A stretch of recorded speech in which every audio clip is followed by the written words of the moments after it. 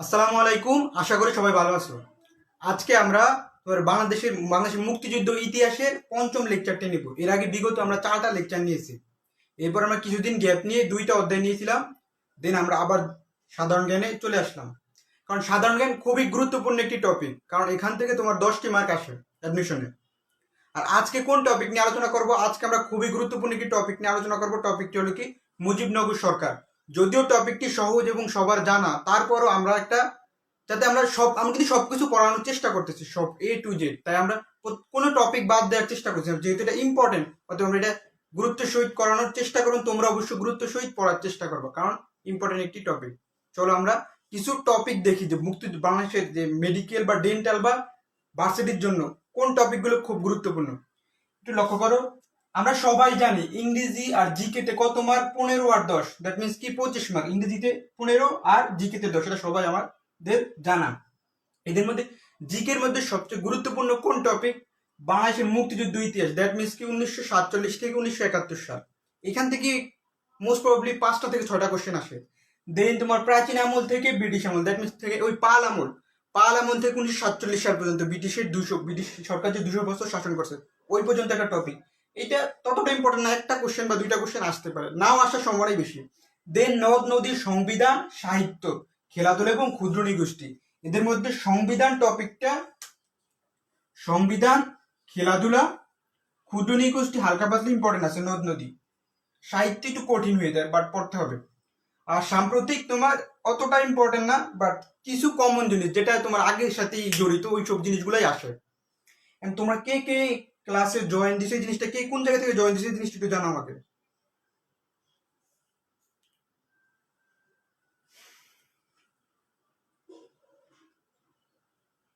কে কোন জায়গা থেকে জয়েন দিছে এই জিনিসটা আমাকে একটু জানাও। সব ক্লিয়ার কিনা এটা একটু জানাও। একটু ওয়েট করো, সব ক্লিয়ার কিনা একটু জানাও তো।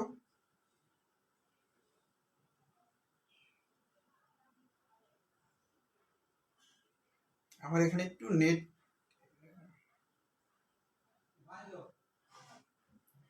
ক্লিয়ার কিনা আমাকে এই জিনিস একটু জানাও সবাই, যে সবকিছু ক্লিয়ার কিনা এটা একটু জানাও। এখন আমরা অনেকেই বলছো যে ক্লিয়ার। দেখো, মুজিবনগর সরকার নিয়ে আমরা আজকে আলোচনা করব। একটু জানো তো, মুজিবনগর সরকারটা কত সালে গঠিত হয়েছে? কত সাল, এটা তো সবার জানা উচিত। মুজিবনগর সরকার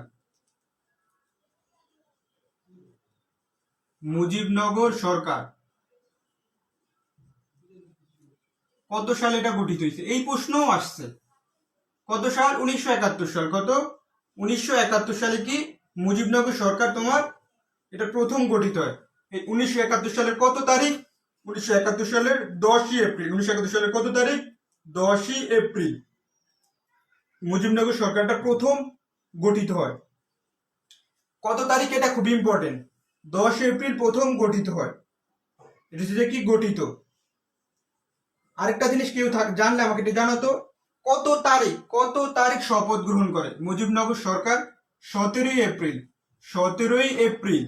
কত? 17ই এপ্রিল কি করে শপথ গ্রহণ করে? কত তারিখ?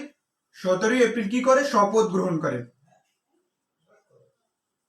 17ই এপ্রিল শপথ গ্রহণ করে।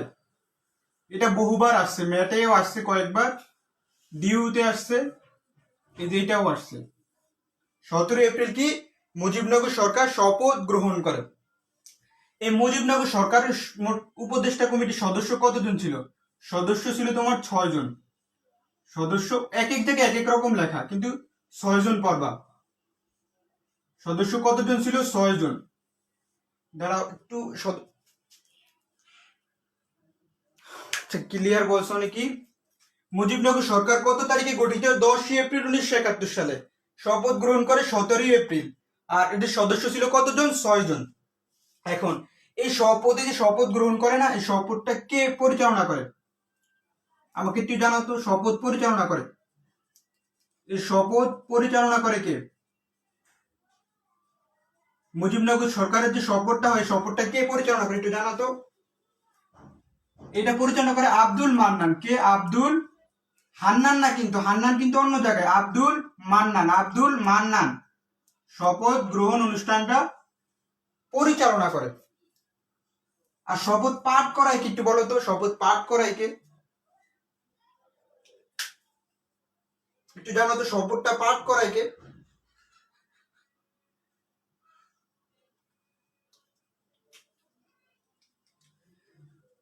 আমাকে কমেন্টে জানার। মুজিবনগর সরকার কোথায় গঠিত হয়?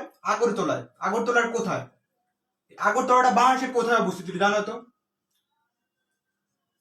আগরতলাটা বাংলাদেশের কুষ্টিয়া। বাংলাদেশের কোথায়? কুষ্টিয়া জেলায় অবস্থিত। কোথায়? কুষ্টিয়া। কুষ্টিয়া, কুষ্টিয়া এগুলো ইম্পর্টেন্ট না, বাট কুষ্টিয়া জেলার কোথায়? কুষ্টিয়া জেলার কোথায়? কুষ্টিয়া জেলার বর্তমানে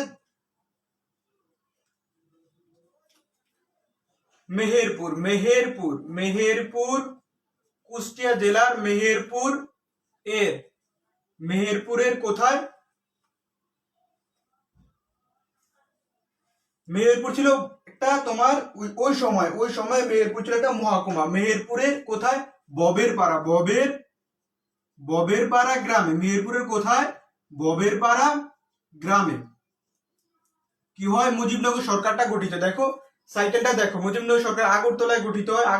আগরতলাটা কোথায় ছিল? কুষ্টিয়া জেলায়। কুষ্টিয়া জেলার কোথায় ছিল? মেহেরপুর মহকুমা ববের পাড়া গ্রামে। এই সাইকেলগুলো মনে রাখতে হবে।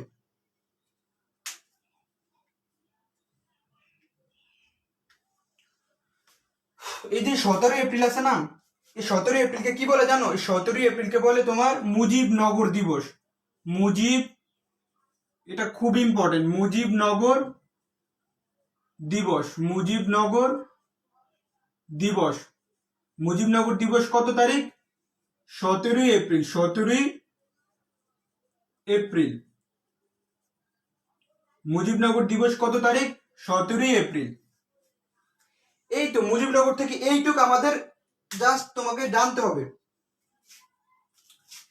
দেন তোমার মুজিবনগর যে প্রধান উপদেষ্টা, পররাষ্ট্রমন্ত্রী, স্বরাষ্ট্রমন্ত্রী, তারপর প্রথম যে তাজউদ্দিন আহমেদ, তারপর উপরাষ্ট্রপতি, রাষ্ট্র, এই জিনিসগুলো আমাদের জানতে হবে এখন। এইটুক সবাই উঠেছে কিনা একটু জানাও তো আমাকে, একটু এইটুক সবাই উঠাও, এইটুক সবাই উঠাও। অনেকেই সালাম দিয়েছো, বর্ষা ওয়ালাইকুম সালাম। এই সময় ক্লাস নেওয়াটা উচিত হয় না, কিন্তু ক্লাস নিতে হচ্ছে, কারণ টাইমের সাথে ম্যানেজ করা যাচ্ছে না। গ্রুপে ক্লাসও নেওয়া হচ্ছে না। অনেকে বলতেছে যে ভাই ক্লাস নেন না। এখন ক্লাস নিয়েছি, পরে সবাই দেখে নিব। মানে দুপুরের সময় কেউ তেমন একটা থাকে না, মজা পাওয়া যায় না এরকম ক্লাস করে।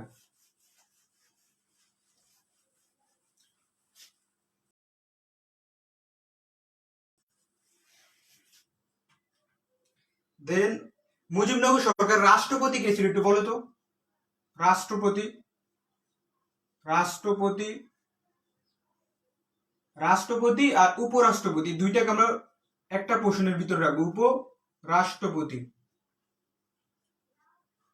রাষ্ট্রপতি কে ছিল আর উপরাষ্ট্রপতি কে ছিল একটু কমেন্টে জানাও তো। মুজিবনগর সরকার রাষ্ট্রপতি ছিল কে? বঙ্গবন্ধু শেখ মুজিবুর রহমান। বঙ্গবন্ধু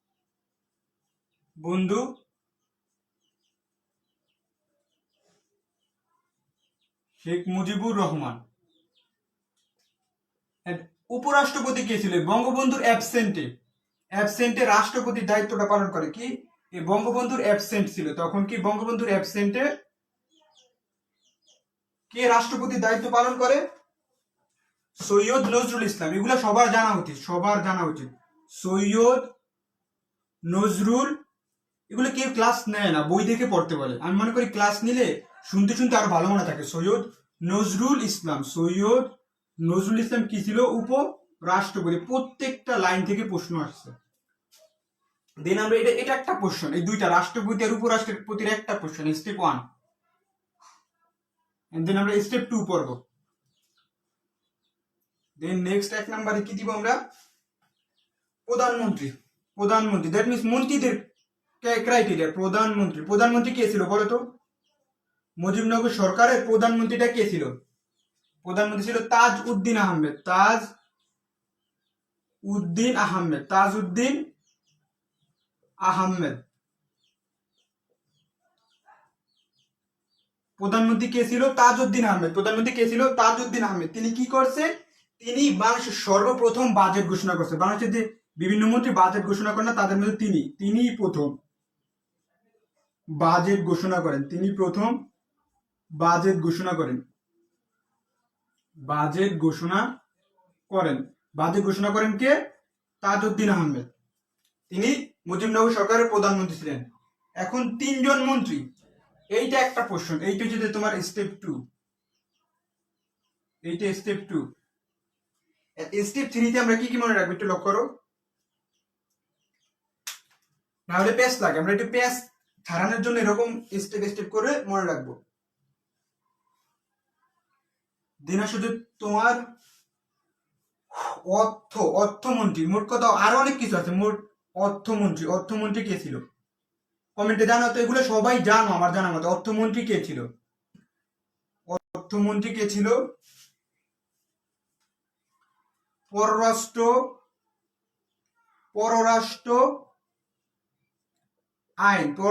আইন ও সংসদ। পররাষ্ট্র আইন ও সংসদ মন্ত্রী। পররাষ্ট্র আইন ও সংসদ মন্ত্রী কে ছিল জানাও। শুনতে শুনতে বারবার শোনার একটা প্র্যাকটিস করো, তাহলে ভালো মনে থাকবে। স্বরাষ্ট্র, 3 নাম্বার কি? স্বরাষ্ট্র। এটা সবচেয়ে ইম্পর্টেন্ট। স্বরাষ্ট্র ত্রাণ ও পুনর্বাসন। স্বরাষ্ট্র ত্রাণ ও পুনর্বাসন মন্ত্রী। স্বরাষ্ট্র ত্রাণ ও পুনর্বাসন মন্ত্রী কে ছিল জানো তো? অর্থমন্ত্রী কে ছিলেন? Captain M Mansur. অর্থমন্ত্রী ছিলেন captain M Mansur Ali.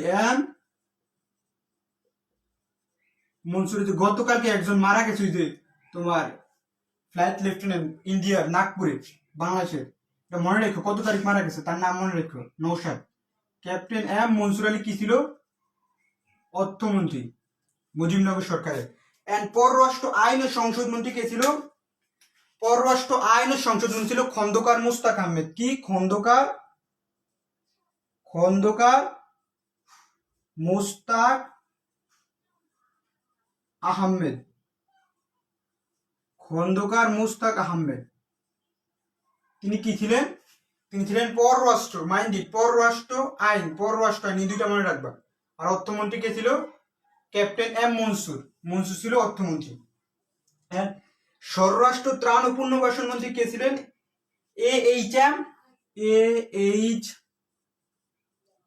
M কে বলতো? এম কে? কামারুজ্জামান।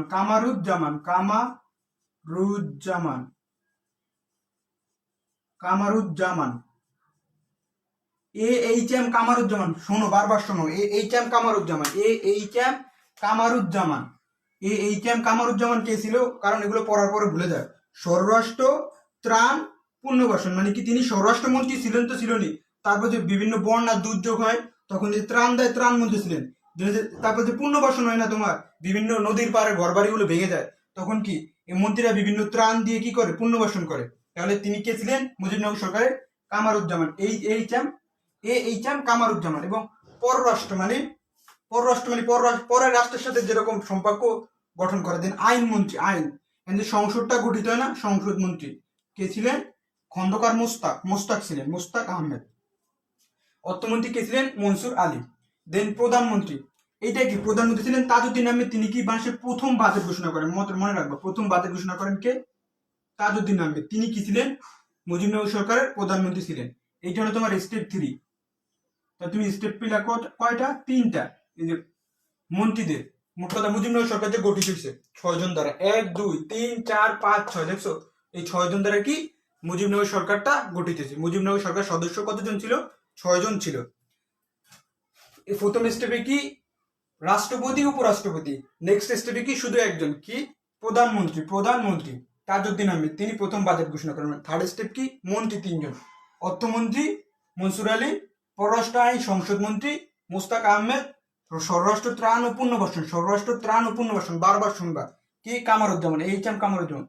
এই তো মুজিবনগর সরকার থেকে এইটুক জানলি এনাফ, আরো কিছু আছে যেটুক দরকার নাই, এইটুক জানলি এনাফ, এর বাইরে প্রশ্ন আসবে বলে আমাদের মনে হয় না। তারপর তুমি বইতে অবশ্যই পড়বে, মানে যে জিস্ট অংশের জিস্ট এইটুক নিতেই হবে তোমার মাথায়।